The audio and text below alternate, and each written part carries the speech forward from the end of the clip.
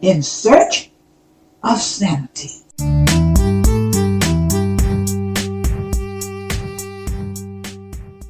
Grateful Rising. This is a repeat of what I've done before, but I felt it bared repeating. I want to introduce a new idea. Let's examine this idea in the hopes of bringing about change. The old idea doesn't bring about change. The hope of this new idea is that we will at least take a look at what's being said. If adults stay in the adults' place, children will stay in the children's place. A place for everything and everything in its place. A child needs to stay in a child's place. I've heard that for most, if not all, of my 70 years of living. Almost all of my 70 years of living, I noticed that the adult never stayed in the adult's place and refused to let the child stay in the child's place. The child wishes to stay in their place, but the adult refuses to allow the child to stay in the child's place. As a matter of fact, the adult snatches the child out of the child's place at every turn. Adults, you snatch a child out of the child's place through familiarity. Sexual abuse. Adults pimp and prostitute the youth and then act as if they don't know why the youth have sexual immorality. Having sex is an adult place, yet it's forced upon the youth.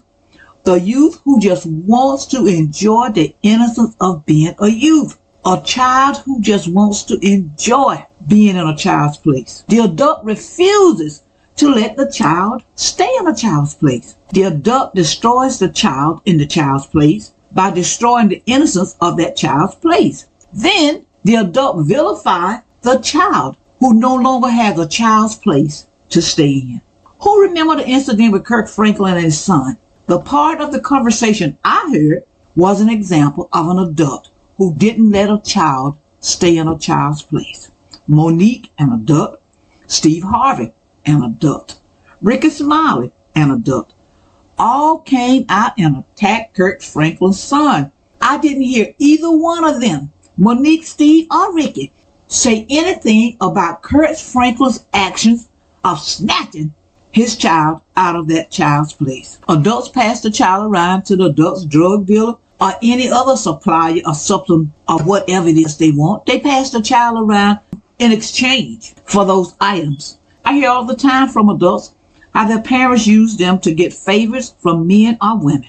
If the child tried to stay in a child's place by refusing, the adult would beat the child or threaten the child with a fate worse than beating. This woman told me that her mama almost choked her to death when she was a child, when she tried to stay in a child's place by refusing to be intimate with a dirty old dude. Now, I use the word intimate because if I use the R-A-blank-E word, my account may be flagged. Because, see, there's nothing intimate about an adult snatching a child out of that child's place. Nothing. The woman said she'd fight against the grown men who wanted to snatch her, the child, out of her place as a child. This would incur the wrath of her mama. She said one time her mama just came in and started choking on her and told her that if she refused them men again, she would choke her to death. But yet I'm sure that's one of those women who would say a child needs to stay in a child's place. Someone told me that their mama sold them as a 12-year-old to a man in his 60s for a 6-pack of beer. How was the child to stay in the child's place in this situation? How? But a child should stay in a child's place, right? You know, I was doing this group and we were just talking.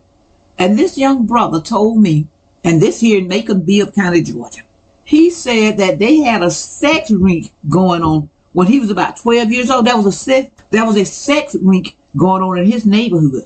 He said when they'd be coming home from school, some of the older women would tell their mamas, let John Henry, not his name, let John Henry come over and rake the yard. I'll pay him. Or somebody would say, I need Leon, not the person's name, to come over and rake this yard or take the garbage out. I give him a little something.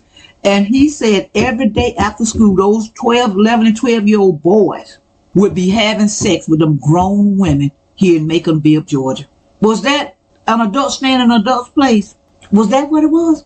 How was the child supposed to stay in the child's place? Because first of all, We are our children's first groomers. And that's another podcast. But parents, we groom our children to be abused by everybody else. The other people don't have to do much grooming. We groom them. But anyway, getting back to this podcast. When adults abuse children, is the adult staying in the adult's place? How does a child stay in a child's place in this situation? Children are forced to sell drugs, break in homes, steal out of stores, and many other illegal activities. These things are not a child's place. How is a child supposed to stay in a child's place when the adult keeps snatching the child out of a child's place? How? I go further beneath the crust in part 7, actually it's part 77, of adults stay in your place. I talk about how adults would spit in the child's face, and sometimes the adult would make the child open their mouth and the adult would spit in the child's mouth. Tobacco spit, snuff spit, hacked up flame spit. But this is the child who's told they need to stay in the child's place and respect the adult as the adult. I also talk about how when some of the young girls who were snatched out of a child's place got pregnant, the young girl would be ostracized. Subscribe, comment, like, and share. Support our youth in any way you can. Keep on churning till the butter comes. Albert C. Richardson, a black man, patent the butter churn U.S. patent number 446470, February 17th, 1891. I'm LilyBell. I'm just trying to create a dialogue to find a direction to healing. I'll leave you with this. If they close my book, you remember my story. Adult, you refuse to let the child stay in a child's place. Why did you do it?